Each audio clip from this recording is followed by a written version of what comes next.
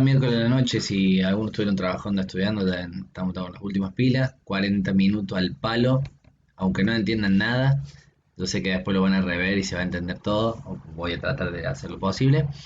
Y vamos a trabajar con el segundo sistema energético. Segundo, como ya les dije en la clase pasada, simplemente por una cuestión de que uno vino y le dijo, bueno, está el primero, segundo y tercero, pero no por ello es que aparece. Sí podemos hablar una, digamos, producción energética temporalmente en un segundo orden, considerando los otros tres.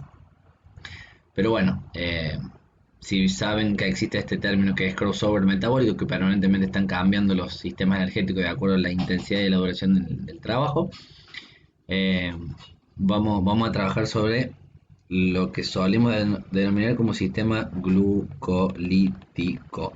¿Mm? El sistema glucolítico también recibe el nombre de glucólisis, pero ojo, porque esto presta confusión, porque la glucólisis no solamente tiene una etapa, tiene grandes etapas o dos etapas bien marcadas, que es esta glucólisis que nosotros vamos a ver ahora, que se da en el citoplasma, que también suele recibir el nombre de glucólisis rápida, eh, porque te da energía de manera bastante rápida con respecto a la ruptura dentro de la mitocondria, que eso se da bastante más lento. Pero bueno, glucólisis rápida, eh, o simplemente glucólisis, porque hay otros autores que proponen, bueno, listo, Trini, no pasa nada, cuando hay otros autores que proponen que eh, hablar de, cuando ya entramos al otro sistema energético, ya dentro de la mitocondria, hablamos de todo sistema oxidativo, ¿sí? Sea lo que sea que estemos rompiendo, vamos a hablar de, digamos, sistema oxidativo, porque está en presencia de oxígeno, sea glucosa, sea ácidos grasos, sea lo que sea que se esté rompiendo. Bueno, el sistema glucolítico de la glucólisis rápida, como hicimos el análisis la otra vez, se da más bien sin presencia de oxígeno.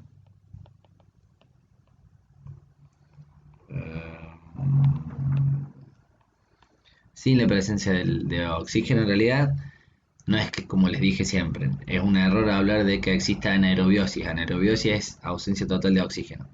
Siempre se necesita, pero para producir energía de forma rápida no está presente dentro de los procesos, digamos, de ruptura de la glucosa, ¿no? No está presente, sí después. Se va a dar en citoplasma, en el caso de la célula muscular se denomina sarcoplasma. Es el lugar donde se produce la ruptura. Hablamos la otra vez de sustrato, es decir, desde dónde se produce el ATP, porque acordate que siempre el sistema energético lo que va a querer hacer es producir ATP. Y viene de la glucosa, que nosotros en nuestro cuerpo, como ya lo vimos teóricamente en la clase número 1, no almacenamos glucosa, sino que almacenamos glucógeno. ¿Mm? Solamente glucógeno, que el glucógeno es un cúmulo de glucosas, o sea, glucosas unidas. La glucosa unida es glucógeno. Hay dos lugares de almacenamiento primario, que son el hígado y el músculo. 10% del peso del hígado es glucógeno. Y si nosotros sabemos que el hígado más o menos pesa 1,5 kg, tenemos aproximadamente 150 gramos de glucógeno en hígado. Y el músculo almacena 1% de su peso en glucógeno. Pero si hablamos de un adulto, más o menos normal, normo peso, tiene unos 40 kilos de músculo, que eso te van a hacer 400 gramos. Por ende, en el músculo se almacena mayor cantidad absoluta de glucógeno, es decir, 400 gramos, y en el hígado solamente unos 150 gramos, pero porcentualmente almacena más el hígado. O sea, 10% del hígado es glucógeno y 1% del músculo es glucógeno. Bueno, eso no tiene tanta relevancia, pero sí tenemos que saber que la ruptura de la glucosa es lo que va a generar ATP, ¿no? Capacidad y potencia, que esto es fundamental. Es decir, recuerden en la clase pasada, la potencia era el tiempo en donde yo produjo mayor cantidad de energía en el menor tiempo posible. Hablamos del sistema glucolítico, que tiene una potencia de entre, algunos autores hablan de 40 a 90 segundos, ¿sí? Entre los 40 y los 90 segundos, donde vos tenés el pico de producción de energía. Y como capacidad, Es decir, el tiempo en el que el sistema te va a dar energía, entre los 2 y los 4 minutos aproximadamente, pero en realidad esto se sigue extendiendo. Ustedes pueden ver algunos gráficos que dicen 20, 10 minutos, ¿sí? Pero ya gran parte de esa producción energética es más bien oxidativa, ¿sí? No queda solamente en ruptura de glucosa a nivel de citoplasma. Entonces, como capacidad de 2-4 minutos, ya por encima de esto, gran parte te lo arrastra la presencia del oxígeno, es decir, el sistema eh, oxidativo, ¿no? Que vamos a ver después. Entonces, bueno, una vez visto esto, tenemos que ver lo que serían los pasos de la glucólisis. Que la glucosa, recuerden siempre, viene, voy a escribir con negro, la glucosa viene del glucógeno y forma glucosa. Rápidamente ustedes recuerden que la glucosa era un hidrato de carbono, ¿sí? Un carbohidrato porque está formado por carbono e hidrógeno y también tiene presencia de oxígeno, que tiene 6 carbonos, o sea, está formado por 6 moléculas de carbono, que en una reacción que tiene 10 pasos, por ende accionan en cada uno de los pasos de ruptura de la glucólisis, hay una enzima asociada, y a nosotros nos interesan especialmente 3 enzimas: la exoquinasa o la glucoquinasa, que ya les voy a explicar dónde se da, que es el paso 1 o 2, la PFK, que esa es la fosfofructoquinasa, que esta se da en el paso 3, y en el paso número 10, la lactato deshidrogenasa. Podemos agregar una más, que es la PDH, piruvato deshidrogenasa. Profe, Dígame. la PFK Ujú. es lo mismo que la fosforilasa. No, esa es otra. Está en otro paso, en otro punto. La fosforilasa es esta,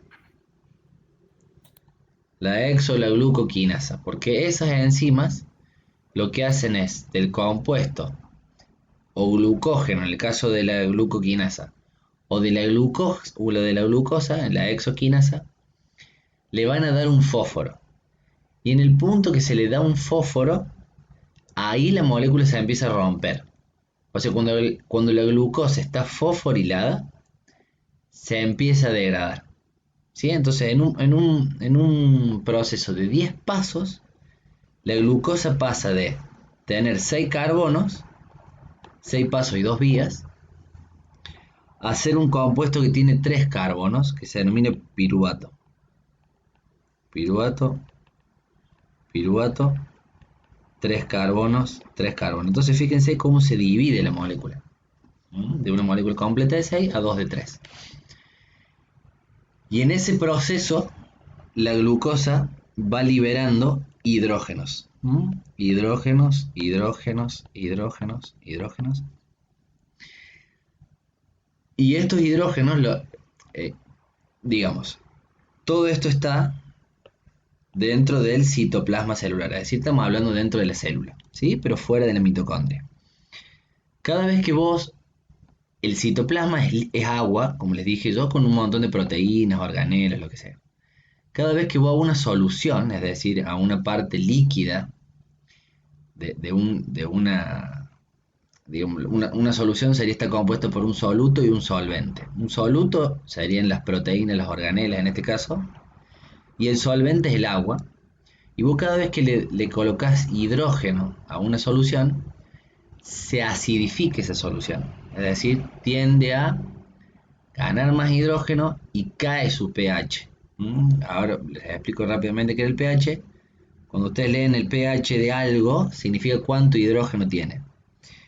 Mientras más hidrógeno tiene, menos pH tiene. Nosotros como base tenemos el pH del agua, que tiene un pH de 7, que se considera neutro, ¿sí? Mientras más hidrógeno haya, más hidrógeno, el número del pH, la potencia de hidrógeno, pH es potencia de hidrógeno, es más cercano a 1. Piensen que el 1 es el ácido clorhídrico, ¿no? El ácido muriático. Eso es 1. La orina tiene un pH muy bajo, el ácido gástrico también tiene un pH muy bajo. Cuando vos te vas para arriba es que cada vez la solución tiene menos hidrógeno, ¿sí? Entonces se hace más alcalina, que se llama. Por ejemplo, la lejía o el hipoclorito de sodio, que es la lejía, el ayudín, ¿no? Es muy alcalino, tiene muy poco hidrógeno. Entonces, alcalino ácido. ¿Está?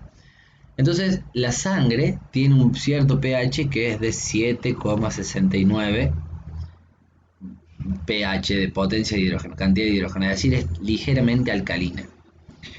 Cuando la glucólisis se empieza a romper, la glucosa se empieza a romper en el proceso de glucólisis, libera hidrógeno.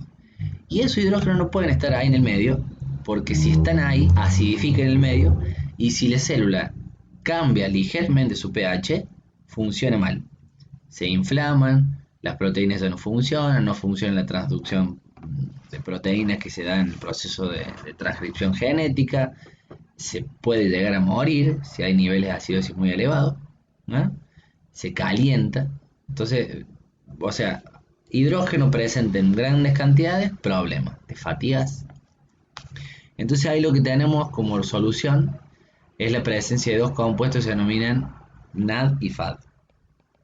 NAD y FAD.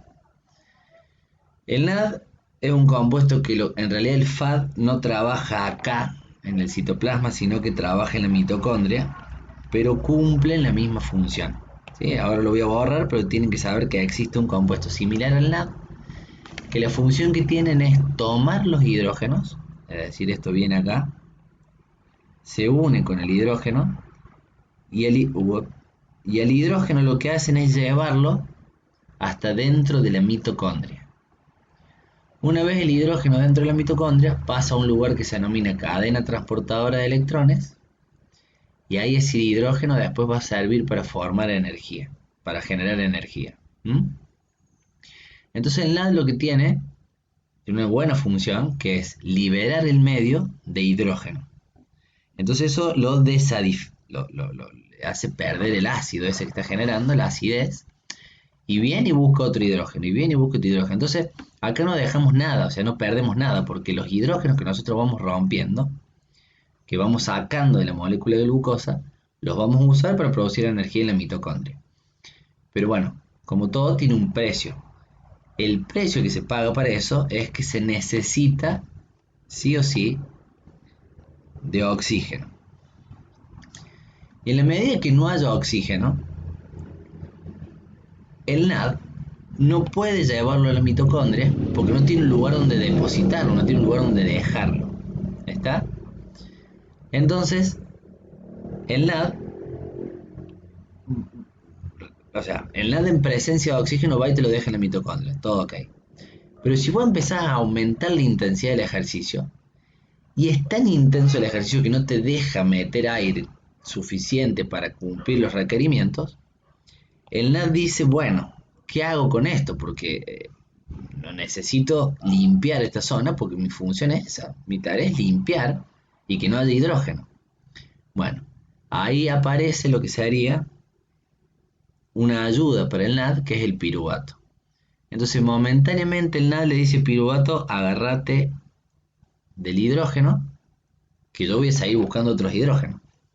Bueno, pero el piruvato, unido al hidrógeno, se combinan gracias a una enzima que se denomina LDH o lactato deshidrogenasa y forman un nuevo compuesto que se denomina lactato. ¿Está? Entonces el lactato es una solución que tiene la célula en donde junta piruvato con hidrógeno y eso te permite seguir rompiendo glucosa, porque si esto en un momento colapsa y hay tantos hidrógenos que el NAD no da abasto, el ejercicio merma, se corta, ¿sí? No se puede hacer más actividad por la acidez que alcanza la zona. La acidez. Históricamente se creyó que el lactato era un limitante o un medio de producción, un medio, digamos, limitante en la aparición de la fatiga, ¿no? Y hoy sabemos que el lactato es una solución tremenda que tiene nuestro sistema para que se siga produciendo la glucólisis. Si no estuviera el lactato a una intensidad muy baja, como no hay oxígeno, porque generalmente el oxígeno que nosotros empezamos a meter, ¿sí?, llega tarde a la sangre, que es el lugar donde rápidamente se está necesitando, ¿verdad? Entonces, como llega tarde, vos no podrías haber tenido intensidades altas porque rápidamente colapsaría, ¿sí? Allá los hidrógenos estarían colmando la zona, ¿sí? Esto sé que es complejo, o sea, son 10 pasos tontos, pero realmente cuestan. Vamos a ahora verlo con una imagen mucho más bonita de lo que yo lo estoy dibujando y les voy a explicar cuántas son la ganancia total de ATP y esas cuestiones. Permítanme que busque una imagen. Profe, entonces, Dígame. el piruvato si hay, o sea, si hay presencia, digamos, de oxígeno en la célula, se convierte en lactato, perdón, No. si no hay, Si no hay, claro. si no hay, y si hay, se vuelve a Y convertir si en hay, piruvato. y si hay, no te dije todavía qué pasa. Ahí vamos a verlo. Ah, Bien la pregunta de Nico, pero mira. Esta es una figura de un libro yo se los voy a pasar, que es el libro de Catch, de fisiología. Denme un segundo, chicos, que voy a cerrar una ventana que me está molestando el ruido de afuera, ¿sí?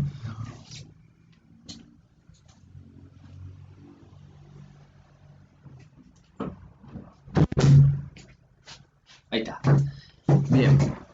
Tenemos esta imagen que voy a tratar de que no se ve mucho. Voy a hacerle zoom a cada una de las cosas. Bien. Desde la compu, igual desde el celu se puede hacer zoom. Nosotros podemos hacer zoom, así que. Ah, bueno, acá. Gracias. yo estoy de la compu. Bueno, pero ahí se ve Nico, ¿no? Bien. Sí. Bien.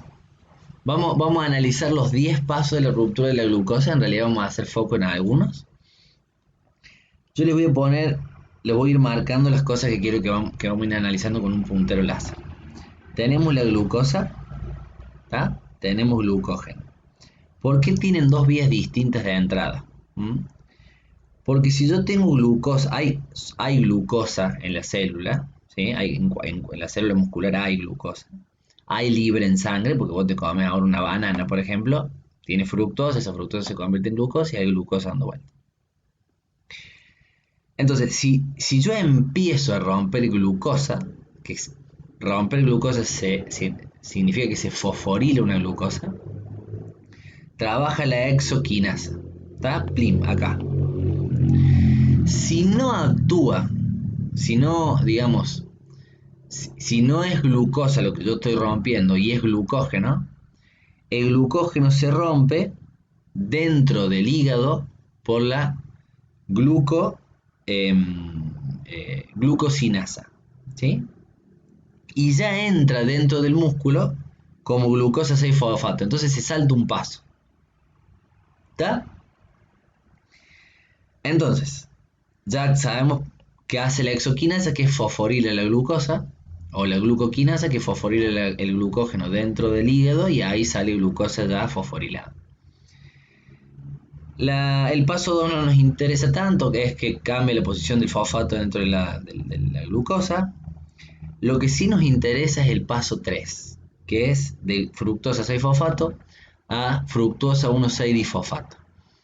Ahí actúa la PFK, que es la fosfofructoquinasa, o sea, fosforilasa la fructosa. Y ahora tenés de un fósforo 2. ¿Por qué es tan importante ese paso? Si bien acá te dice que es reversible, ¿tá? Nosotros vamos a tachar y vamos a decir que ese paso es irreversible. Entonces, el momento en el que yo pasé el paso 3, la glucosa sí o sí se va a romper. Por eso es tan importante, porque es como quien diríamos la llave de acceso a que la glucosa realmente se rompa. Si vos rompes al paso 2 y en su momento no te hizo falta seguir rompiendo, porque ciertos componentes que vamos a ver están de más o hay de menos, puede revertirse y podemos volver a almacenar glucógeno o glucosa. Entonces por eso es tan importante. Paso 4 o 5 no nos interesa tanto, sí nos interesa el paso 6, porque el paso 6 es el punto donde los NAD, de NAD+, que sería un NAD que está reducido, se denomina NAD reducido, pasa a estar oxidado cuando gana el hidrógeno. Perdón, pasa de estar de NAD oxidado a pasa a estar en NAD reducido, de oxidado a reducido. No nos interesa a nosotros, sí nos interesa saber que es el paso 6 donde se produce la división y los NAD toman hidrógenos, ¿sí? El paso 7 es importante porque es el punto donde se genera energía. 2 moléculas de ATP por cada vía. Paso 8 no nos interesa, paso 9 sí nos interesa porque es el momento donde del 2-fosfoenol piruvato pasamos a convertir a piruvato. ¿Está? Entonces, vamos a ver esto.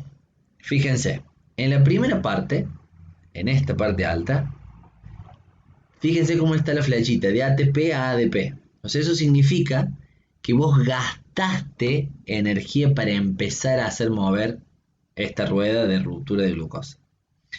En el paso 3 también gasto una molécula de ATP. Entonces, por ahora, si vamos a hacer un recuento de ATP generado, porque acuérdate que el sistema energético lo que quería hacer es generar ATP y ahora lo estoy gastando, o sea, estamos haciendo lo contrario, estamos 2 ATP abajo. Ya hemos roto 2 ATP, vamos para atrás. Pero, ahora en el paso 7, se generan 2 ATP por vía. O sea, la vía de izquierda 2 ATP, la vía de derecha 2 ATP. Entonces yo gané 4 ATP.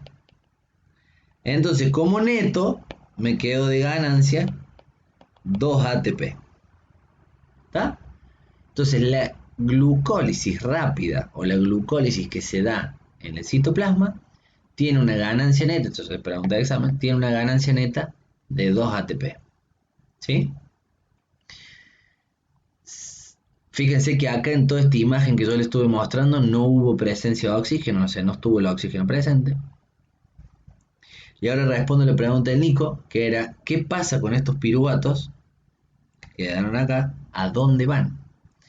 Si llega a haber oxígeno, permítanme que voy a escribir con blanco acá para borrar esta parte que no me interesa que se vea. Para que me deje escribir. No, me va a ser más fácil, me parece esto.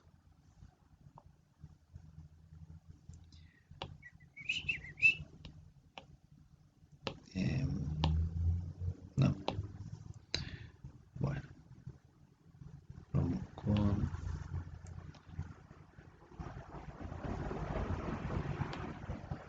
Denme un segundo. Bueno. Vamos a dejar así. ¿Qué hacemos con estos dos piruvatos que estaban dando vueltas? Si hay oxígeno, imagínense que esta línea demarca citoplasma de mitocondria. Mitocondria. Los piruvatos ingresarían a la mitocondria si hay oxígeno. Y de ahí se siguen rompiendo. Pasan de piruvato a acetato, ¿sí? o acetil, y ese grupo acetil después se combina con una coenzima A y forman el acetilcoenzima A que se rompe dentro del ciclo de Krebs. ¿Está? Pero por ahora nosotros tenemos que quedar con que si hay oxígeno, plum, entran a la mitocondria. Si no hay oxígeno es el problema, es lo que ya les dije. Los NAD, junto a la enzima esta, lactato deshidrogenasa, los NAD le entregan hidrógeno y forman lactato. Bien, ahora, ¿qué hacemos con el lactato que nos queda? Vamos a ver. El lactato, eso esto en el década del 80, un fisiólogo muy famoso, o sea, digamos, desde del área del lactato, digamos, es un prócer, un enfermo que tiene 90 años y sigue escribiendo, académicamente un gran investigador, que se llama George Brooks, y él descubre en el 80 lo que se denomina shuffle del lactato, o cuando lo veían en español, lanzadera de lactato. La lanzadera o el shuffle de lactato es qué hace el lactato cuando está ahí acumulándose. Y tiene 3 vías. La primera es la vía corta. ¿Qué refiere a la vía corta? Se usa como energía en músculos vecinos. Más bien en músculos que usen ST1, que ya les explico qué es. O sea, el lactato de estar ahí en ese músculo que está, por ejemplo, vamos a hacer algo simple. Soy un ciclista, estoy pedaleando 30 segundos al palo, 40 segundos, 1 minuto y las piernas me queman. Posiblemente mi cuádriceps, que está extendiendo la rodilla, tenga una cantidad increíble de lactato. ¿Y ahí qué pasa? Bueno, el lactato sale de esa célula, va hacia, por ejemplo, el vasto interno de uno de los cuádriceps, porque, por ejemplo, que estén trabajando mucho los vastos externos, por lo que sea. Viaja hacia el vasto interno y ahí se usa como energía. Especialmente, ustedes saben que los músculos están compuestos por distintos tipos de fibras tipo 1, fibras tipo 2. Las tipo 1 son más oxidativas, es decir, que usan más oxígeno para producir energía. Entonces el lactato entra esos grupos musculares y cínico. Lo usan esos grupos musculares que tienen mayor cantidad de fibras oxidativas. ¿Y por qué fibra oxidativa? Muy sencillo, porque si la fibra tiene naturaleza oxidativa, el lactato se va a poder separar piruvato e hidrógeno, y ese piruvato va a poder entrar a la mitocondria y el hidrógeno va a ser tomado por los NAD y llevado a la mitocondria. ¿Sí? Esa es la vía corta. Después tenemos la vía larga, doble vía larga. La primera vía larga es la que se usa como energía en músculos alejados. Todo lo mismo que la anterior, pero en músculos lejanos. Entonces, si se están prendiendo fuego los cuádriceps, el lactato por sangre viaja hasta el bíceps izquierdo y se usa como energía en el bíceps izquierdo. Y la segunda vía larga, ¿por qué larga? Porque generalmente son distancias largas, no tiene otra justificación, es que viaje al hígado, el lactato, y se convierta en glucógeno, con lo que se denomina ciclo, que esto lo deben haber escuchado, ciclo de Cori. El ciclo de Cori es la reutilización del lactato en digamos, glucosa o glucógeno, o sea, no se pierde. Pablo, una pregunta. Dígame. Este proceso, o sea, va a hacer que se vuelva a reutilizar y así sucesivamente, ¿no? Claro. Como que al almacenarse en el hígado después se va a volver a usar como glucógeno. Bien. Recuerda, Mili, o sea, es una medida de guardar energía, ¿no? Apagamos un segundo el micro y ahí está, gracias, Mili. Que es una medida para guardar energía, tal cual, pero vos pensás que esto se da todo cuando no está en presencia de oxígeno. Si esto vos pasás de una actividad, por ejemplo, el ciclista está pedaleando al palo una cuesta, pero después viene una bajada y tiene después 70 kilómetros andando. Ese guardado de lactato va a venir buenísimo porque ese lactato después, plum, rápidamente se rompe y ya es piruvato. Y no hace falta los 10 pasos anteriores. Porque la célula lo que quiere es que rápido entre el piruvato a la mitocondria y produzca energía, porque el piruvato dentro de la mitocondria sigue produciendo energía. ¿Me entendés? Entonces, ante una glucosa y un lactato, mi cuerpo elige el lactato porque ya está 10 pasos adelante de una glucosa. Y a su vez la glucosa lo que te hace es gastar 2 ATP en el principio, pero si bien después te va a dar 4, pero es energéticamente mucho más eficiente tener lactato para romper que glucosa. ¿Se entiende? Sí, sí, se entiende. Sí, es un lío. Bueno, ahora lo que vamos a ver ya vimos la glucosa cómo se rompía, cuántos ATP generaba, qué eran los NAD, a dónde iban, qué era el lactato. El lactato si hay presencia de oxígeno, puede reconvertirse, es decir, pasar de lactato a de nuevo piruvato. La enzima que actúa es la misma LDH, lactato deshidrogenasa, pero con otra forma, ¿sí? Otra isoforma. La forma M es la que lo convierte, la forma I es la que lo reconvierte. Ahora tenemos que ver 4 términos que a ustedes le preguntan siempre en los exámenes y a veces medio que flaqueamos ahí, que son los términos de glucólisis, glucogenólisis, gluconeogénesis, glucogénesis.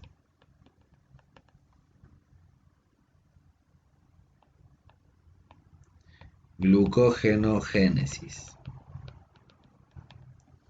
Parece un chiste, ¿no? Pero realmente existen todos estos términos. La glucólisis es lo que vimos recién, ¿sí? El proceso en que se rompe la glucosa. Simple. Fíjate. Gluco, de glucosa, lisis, de ruptura. ¿Ah? Sencillo. Ahora, el glucógeno lisis, muy fácil, es el proceso de ruptura del glucógeno, ¿sí? Ahora empiezan los problemas. La gluconeogénesis, génesis, viene de formación, de nacimiento. Neo, de nuevo, y gluco, de glucosa o glucógeno. La gluconeogénesis refiere a un proceso en el que yo voy a generar glucosa o glucógeno, pero desde compuestos que no son glucosa o hidratos de carbono. Voy de nuevo. Yo tengo aminoácidos, tengo lactato, tengo productos del ciclo de Krebs, ¿sí? Glicerol, que es un alcohol. Todos esos compuestos tienen la capacidad de ir al hígado y en el hígado formar glucógeno. Pero fíjense que ninguno de ellos es un hidrato de carbono, ¿sí? Por eso cuando se generan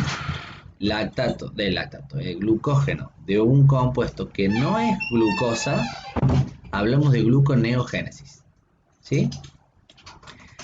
La glucogénesis es la formación solamente de glucosa, ¿sí? Que esto más bien se da a nivel intestinal, cuando los hidratos de carbono simples se unen y forman glucosa. Y la glucogenogénesis es la formación de glucógeno, pero que proviene desde la glucosa. Entonces yo formo glucógeno desde glucosa. Vamos de nuevo. Glucólisis, ruptura de glucosa. Glucogenólisis, ruptura de glucógeno. Gluconeogénesis, formamos glucógeno desde algo que no es glucosa o hidrato de carbono. También le pueden poner como sustrato no glúcido. Sustrato de lo que, o sea, el origen de, o sea, la fuente no glúcido es que no es glucosa. Glucogénesis es la generación de glucosa y glucógenogénesis es la formación de glucógeno. Tengan cuidado, ¿por qué? Porque a veces se usa como intercambio el término glucogénesis con glucógenogénesis. Técnicamente no deberían escribirse igual, pero a veces en los exámenes aparecen. Por ejemplo, hubo una vez un múltiple de opción, fue en el Quality, donde le pusieron ¿cómo se denomina el proceso en el que la glucosa se convierte en glucógeno? Y había opciones como glucólisis, glucogenólisis, gluconeogénesis y glucogénesis. Y si vos te pones a ver, la glucogénesis es la formación de glucosa, no de glucógeno. Pero bueno, no había una opción, ninguna es correcta, entonces bueno, el chico la tildó como glucogénesis y bien. Pero bueno, suelen usarse como intercambios, ¿sí? Ahora lo último que nos quedaría ver es, y antes de entrar con la parte la parte práctica, digamos, de los ejercicios y esas cuestiones, que existen ciertos componentes, como bien me lo hizo notar Nico en la otra vez, al comienzo de la clase, cuando me preguntó si la tinquinesa se activaba con la ADP. En este caso, como dijimos que la llave de todo esto era la PFK se ve inhibida o activada por ciertas cosas. Se va a ver inhibida en gran parte por la presencia, obviamente, de ATP, la presencia de citrato, ya les explico qué sería el citrato. Se va a ver inhibida ante mucha presencia de oxígeno. Se va a ver inhibida ante presencia de hidrógeno, ante presencia de lactato, ¿sí? ¿Y por qué se va a ver activada?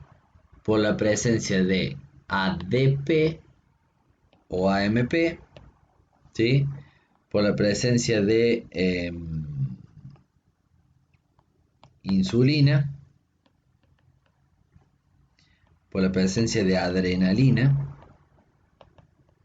que son hormonas que gatillan, digamos, a la glucólisis. Y también me estoy olvidando de uno, adrenalina, ADP, insulina y, claro, por glucosa 6-fosfato, que es, digamos, la precursora de toda la ruptura de eso. Entonces, analicemos, cae de maduro, digamos. Si vos tenés ATP, ¿para qué vas a querer romper glucosa si ya tenés ATP? ¿Está? Si vos tenés oxígeno, no hace falta que rompas glucosa o acumules mucho fosfofructoquinasa en forma del citoplasma, ¿no? Sino que el cuerpo va a preferir romper otras cosas, como por ejemplo lípidos, si hay mucho oxígeno. Si hay mucho hidrógeno, como yo les dije, cuando se acumule se acidifica el medio y la PFK se desactiva. Si hay mucho lactato, también es consecuencia de que hay mucho hidrógeno y no hay oxígeno y los NAD no pueden pasar a la mitocondria a dejar esos hidrógenos, entonces hay problemas. Y si hay mucho citrato, el citrato, cuando nosotros veamos la fosforilación oxidativa, el último sistema energético, vemos que la primer componente del ciclo de Krebs es citrato. Y por ende pensemos, si hay mucho citrato es porque hay mucho ciclo de Krebs. ¿Y para qué voy a querer seguir rompiendo glucosa si ya hay mucha energía dentro de la mitocondria? Vamos, ¿por qué se ve activada? Si vos tenés ADP o AMP, te hace falta energía porque estás rompiendo los ATP. Entonces hay que activar la fosfofructoquinasa para que me dé energía. Adrenalina e insulina son, digamos, hormonas catabólicas por excelencia de la glucólisis, de la glucosa. ¿Tá? Entonces cuando vos tenés la adrenalina se te dispara cuando estás en una situación de lucha, huida, de miedo. Y eso es por una cuestión de que se rompe, se liberen esas hormonas, porque vos necesitas mucha energía, porque tenés que huir, correr, defenderte. Entonces se activa la PFK para reventar la glucosa que tenés y tener mucho ATP. Y la glucosa 6-fosfato simplemente porque si se almacena el primer elemento Recordemos esta. Obviamente que la glucosa, la fosfofructoquinasa va a estar dispuesta ya a dar su paso siguiente. Ejercicios que estimulan el sistema glucolítico. Por ejemplo, trabajos de 400 metros, trabajos de 1000 metros corriendo, 100 metros de natación, ¿sí? El fútbol es un deporte muy glucolítico, porque vos me decís, bueno, pues están 90 minutos jugando, pero los esfuerzos son más bien de mediana a larga duración. Vos tenés un pique de un lateral que va y vuelve a una intensidad media. Entonces estos son trabajos que oscilan en medianas y altas intensidades. Recuerden que el sistema de los fosfágenos son máximas intensidades. Estos son medianas y altas, pero de una duración relativamente corta. No muy corta como las otras, pero sí corta.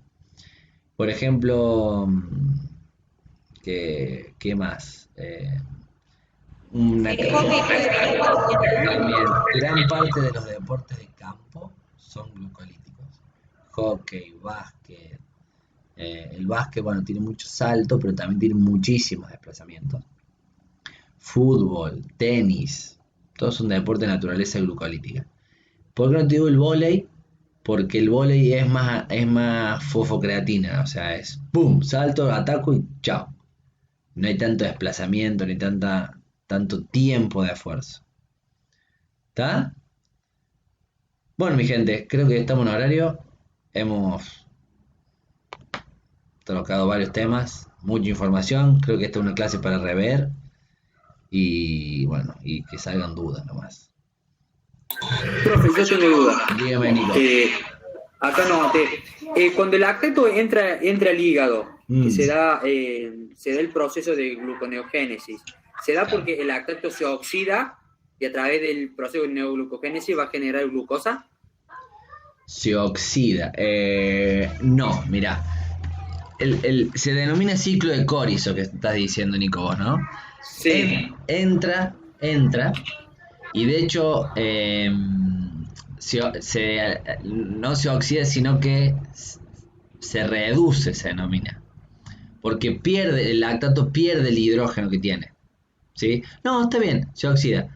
El lactato de piruvato hidrógeno, ¿está bien? Dentro del hígado, pierde ese hidrógeno en hígado va hacia las mitocondrias del hígado y se usa como energía, pero a diferencia de cualquier otra célula, el hígado no lo manda al piruvato a la mitocondria, sino que hace toda la cadena inversa de la glucólisis. Y cuando llega arriba forma de nuevo glucógeno. ¿Me entendés? Eso es lo distintivo dentro del hígado. Que todos los otros, órganos que llegaría el lactato se separa, se oxida, está muy bien lo que dijiste. El hidrógeno va a las mitocondrias y el piruvato también va a las mitocondrias. Porque no pueden volver las reacciones. En el hígado sí.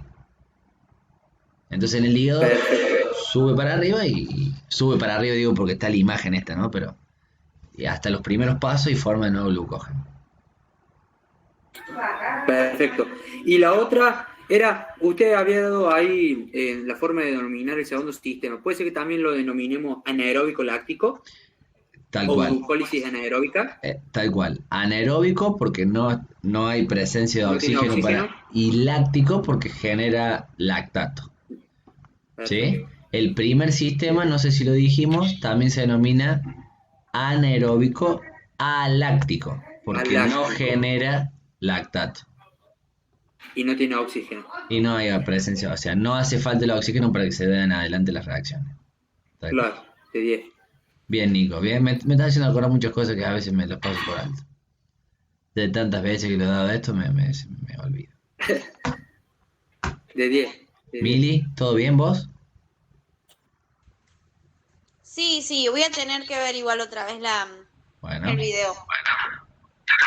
Para eso va a estar. Así que capaz la próxima clase, que es el sábado, creo, o el viernes. El sábado. Bien, venga con muchas preguntas. Perfecto, acá estaremos, mira, las combatimos. Bueno. Bueno, de 10. Bueno, chicos, que tengan una hermosa noche y nos vemos el sábado. Gracias, profe, igualmente. Adiós. Dale, profe.